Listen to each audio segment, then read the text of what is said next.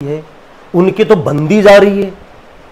आप किसी भी विभाग में किसी भी अधिकारी से जो हमें रोज सुनने को मिलता है, वो लोग पैसा पहुंचा रहे हैं कि सुपुत्र सप्ताह में 3 दिन 5 स्टार होटल में पार्टी करते हैं। उनको यही पता नहीं यहाँ आम आदमी उसको टाइट करें, और उसका परिणाम ये हुआ कि एक बच्चा वहां करंट से खत्म हो गया। आज आप देखिए इतने लंबे समय तक ये इसलिए स्थापित है कि जब तीसरा आदमी कोई भी आता है और तीसरा आदमी यहाँ पे कुछ विजन लेके आता है और इनको लगता है कि यार ये हमें डिस्टर्ब करेगा, ये दोनों मिलके और उसको किसी ना किसी तरीके से बदनाम करने, अगर वो पैसा लगता तो ये ही रोड 5-6 साल चलती कि नहीं चलती। मतलब उनको तो इन्होंने बंधक बना रखा है, वो तो बोल ही नहीं सकते, मैं बता दूं आपको, क्योंकि वो इसलिए नहीं बोल सकते कि उनका कहीं ना कहीं कोई स्वार्थ होगा, या फिर उनके ब्लड में ये चीज है कि हमें गुलामी वाली मानसिकता रखनी। सिद्धांत ये रहा है परिवारवाद को खत्म करना। हमारी पार्टी खड़ी इस सिद्धांत पे हुई है और आदरणीय मोदी जी ने पूरे देश में ये इस पे काम किया है। उन्होंने परिवार, ठीक है, मौका मिलना चाहिए लोगों को, लेकिन इसका मतलब ये नहीं है कि एक परिवार में हर पीढ़ी में जीनियस पैदा हो रहे हैं। अरे भैया हो रहा है, वो भी बैठ रहा है, तो वो क्या सेवा करेगा, मुझे बता।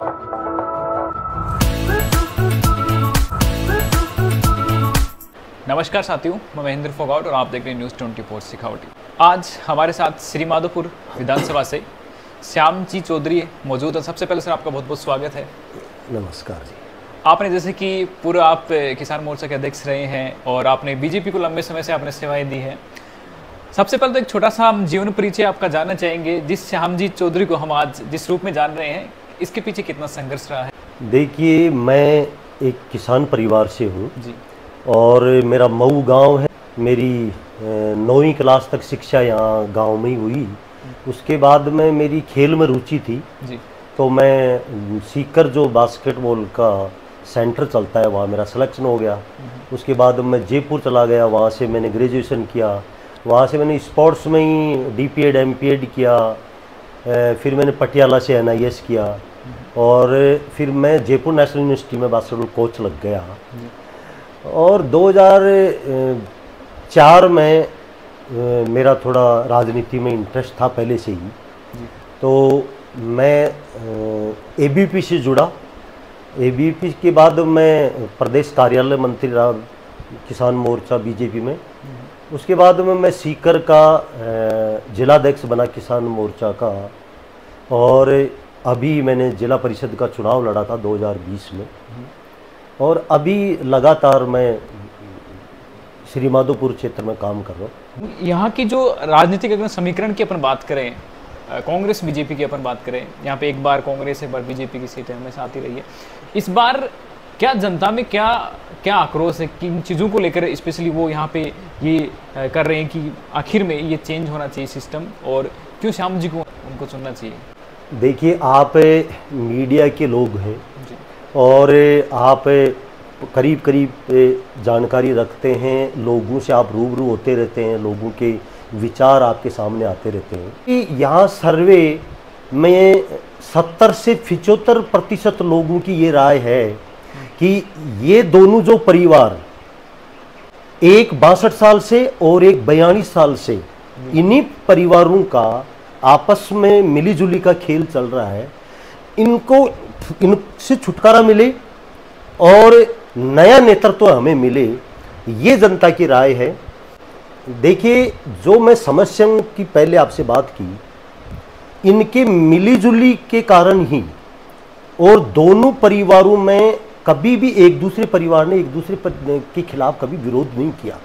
आज तक आप जानकारी ले लें, कभी भी इन्होंने किसी भी समस्या को लेके और एक दूसरे का कभी इन्होंने विरोध नहीं किया। कभी इन्होंने, जो चाहे भ्रष्टाचार की बात हो चाहे विकास की बात हो, मजबूती से अगर विपक्ष में रहे तो भी इन्होंने अपनी बात नहीं उठाई, क्योंकि इनका तालमेल इस तरीके का रहा है कि एक बार तुम आओ, एक बार हम आएंगे।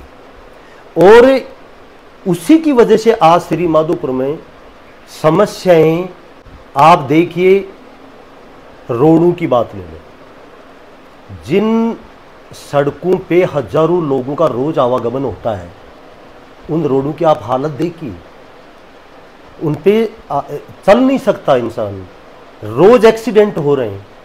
अभी कुछ दिनों पहले मैंने अजीतगढ़ हॉस्पिटल में घेराव किया, वहां मैं धरने पे बैठ गया। 13 साल का बच्चा करंट से उसकी मृत्यु हो गई। उससे पहले उन लोगों ने मुझे एप्लीकेशन जो विद्युत विभाग को दी, वो दिखा रहे थे कि हम बार बार उनसे निवेदन कर रहे हैं कि हमारे जो 11,000 की लाइन है वो नीचे लटकी हुई है, उसको आप सही करें, उसको टाइट करें। और उसका परिणाम ये हुआ कि एक बच्चा वहाँ करंट से ख़त्म हो गया। और ऐसे कई उदाहरण हैं श्री माधोपुर में, चाहे विद्युत विभाग का हो, चाहे पानी को लेके हो, चाहे चिकित्सा को लेके हो। आज मैं चिकित्सा की बात करूं, हमारे यहाँ पे कई मौतें ऐसी हुई हैं जो टाइम पे उनको इलाज नहीं मिला। मैं यहाँ पे थोड़ा सा एक द्वंद्व इसको क्लियर करना चाहता हूँ। आप कह रहे हो कि दो पार्टियां, जो बीजेपी और कांग्रेस की आप बात कर रहे हो, आपस में किसी, आपने कहा कि विरोध नहीं करते, वो अगर किसी का करप्शन नहीं किया तो एक दूसरे को दबा लेते हैं कि अगली बार हमारी आनी है तो अगली बार इनकी सरकार आनी है। आप फिर भी बीजेपी से आप दावेदारी कर रहे हो, बीजेपी से टिकट की दावेदारी कर रहे हो, तो आप क्या जनता को कितना आश्वस्त करना चाहते हो कि वो चीज़ें अगर आपको मौका दिया जाता है, जनता आपको मौका देती है, तो आप दोहराएंगे नहीं? देखिए, मैं जब भी मेरी कोई बात रखता हूँ जी, तो मैं बड़े स्पष्ट रूप से मेरी बात रखता हूँ और मेरे जो दिल में आता है वो मैं बोलता हूँ। मुझे किसी का कोई डर नहीं है, मैं डरता नहीं हूँ। मैं सही बात कहने और सही बात के लिए मैं हर जगह, इन आप 8-10 साल में देख लें, मैं यहाँ सही बात के लिए खड़ा रहा हूँ। यहाँ पे दुर्भाग्य इस बात का रहा कि इन दोनों ने विरोध नहीं किया। उसका मोटा मोटा कारण ये रहा कि ये दोनों ने, चाहे करप्शन की बात आए तो इन दोनों ने यहाँ मर्जियाँ वैसे मैं बड़े स्पष्ट रूप से कहता हूँ। और जो आपने प्रश्न पूछा कि आप क्या करेंगे, मैं आज से 2 दिन पहले कोई कार्यक्रम था, उस पर भी मैं मंच पे मैंने एक बात कही कि भैया आप सब लोग बैठे हो और जनप्रतिनिधि सम्मान समारोह था वो, उसमें करीब करीब जनप्रतिनिधि बैठे थे। मैंने उनको कहा कि अगर मेरे आज तक के 10 साल के राजनीतिक कार्यकाल में मेरे पे किसी भी तरीके का लांछन है या किसी भी तरीके का मैंने कहीं कोई गलत किया है, तो मंच पे मैं माइक देता हूं, आप आके बोलें अगर आपके नॉलेज में है तो। लेकिन मैंने हाथ जोड़ के उनसे ये निवेदन किया कि ये लोग चुनाव में भ्रम फैलाते हैं। आज आप देखिए, इतने लंबे समय तक ये इसलिए स्थापित हैं कि जब तीसरा आदमी कोई भी आता है और तीसरा आदमी यहां पे कुछ विजन लेके आता है और इनको लगता है कि यार ये हमें डिस्टर्ब करेगा, ये दोनों मिलके और उसको किसी ना किसी तरीके से बदनाम करने का प्रयास करते हैं। उस पे इनके कुछ लोगों को इन्होंने बंधक बना रखा है। वो लोग ये कहेंगे दिन को, अगर रात कहेंगे तो वो रात कहेंगे। अब मुझे समझ में नहीं आता उनका स्वार्थ क्या है। आपके हिसाब से लोगों को इन्होंने ब्रेन वॉश किया है, आप कह रहे हो, और उसके बाद में एक मतलब यहाँ पे ये कि सत्ता काबिज इनके लिए इंपॉर्टेंट है, विकास से कोई लेना देना नहीं, ये कह रहे हैं आप? देखिए, विकास कैसे हो मैं बताता हूँ आपको। विकास, अब मैंने आपको एग्जांपल दिया जालपाली से अजीतगढ़ की रोड का जी। विकास के लिए करोड़ों रुपए आए ना, करोड़ों रुपए आए, लेकिन 5 महीने में रोड टूट गई, जगह जगह से खड्डे हो गए। कहां गया वो पैसा? अगर वो पैसा लगता तो ये ही रोड 5-6 साल चलती कि नहीं चलती जी। मैं कह रहा हूं श्री माधोपुर में नगर पालिका में रोडों की बात आई, इनमें जो पैसा विकास का आया ये लोग हजम कर गए, तो विकास की बात कहां से करोगे आप? आपने मेरे से प्रश्न पूछा, मुझे अगर मौका दिया और मैं, देखिए ये लोकतंत्र है, इसमें सत्ता में जो होता है उसके पास पावर होता है। जी बिल्कुल। मैंने आपको पहले भी कहा कि मैं संघर्ष कर रहा हूं, मैं घेराव भी कर रहा हूं, धरने भी दे रहा हूं, लेकिन मेरी कोई सुनेगा नहीं। मेरी इसलिए नहीं सुन रहा कि कलेक्टर के पास जाऊंगा, कलेक्टर भी इन्हीं से प्रभावित है। मैं जयपुर जाऊंगा, वहां पे मंत्री भी इन्हीं से प्रभावित है। मुख्यमंत्री जी हैं, उनको ये लोग गुमराह करते हैं, किस तरीके से करते हैं। तो जांच कौन करेगा इन चीजों की? मैं, अगर मुझे जनता ने मौका दिया और आने वाले समय में मेरे पास इस तरीके का पावर आया, तो जो हमारे पास, जो इन लोगों ने 40 साल में जो लूट की है, चाहे इनके सुपुत्रों को आगे करके, और ये हमेशा इनका जब जब टर्न आया, इन्होंने अधिकारियों को शामिल करके और इन्होंने पूरी दलाली प्रथा चला के और इन्होंने पैसा कमाया है। आप मुझे बताइए, मैं अभी जो वर्तमान विधायक हैं उनकी बात करता हूं। उनके सुपुत्र सप्ताह में 3 दिन 5 स्टार होटल में पार्टी करते हैं। उनको यही पता नहीं यहां आम आदमी की क्या स्थिति है। उनके तो बंदी जा रही है। आप किसी भी विभाग में किसी भी अधिकारी से जो हमें रोज सुनने को मिलता है, वो लोग पैसा पहुंचा रहे हैं, मजे कर रहे हैं। आज वो राजनीति में आने की सोच रहे हैं कि भाई राजनीति, उनको आज ग्राउंड लेवल की समस्या लोगों की क्या है उनको पता। इससे पहले 4.5 साल से पहले जो कार्यकाल रहा, ये दुर्भाग्य है श्री माधोपुर का कि यहां पे किस तरीके से लोगों को गुमराह किया जा रहा है। पूरे विधायक थे, आज से 5 साल पहले पाइप घोटाला था। मैं स्पष्ट बात कहता हूं, मुझे किसी का डर नहीं है। मेरे पे कोई लांछन है या मैंने कहीं गलत किया है तो निश्चित रूप से मेरी जांच कराए। आज कई बार हमें सुनने को मिलता है कि साहब जमीन बेच के चुनाव लड़ा है। बाढ़नी के लोग कई बार मेरे को मिलते हैं, वो लोग कहते हैं देखो, मतलब किस तरीके से किसी को बेवकूफ बनाया जा सकता है। हम वहां पे सीम जोड़ हैं, हमारी जमीनें वहीं पे हैं, हमें पता नहीं कब जमीन बेच के चुनाव लड़ा। आज 40 साल, 70 साल, 60 साल के लोग हैं, उनसे भी कोई पूछे तो ये कहेंगे कि यार ये दोनों चुनाव में इनके पैसा बचता है। पाइप घोटाले में लोग जमानत पे बैठे हैं। ये आने वाले टाइम में ये चीजें आएंगी, ये छुप नहीं सकती। आप कितने दिन गुमराह करोगे?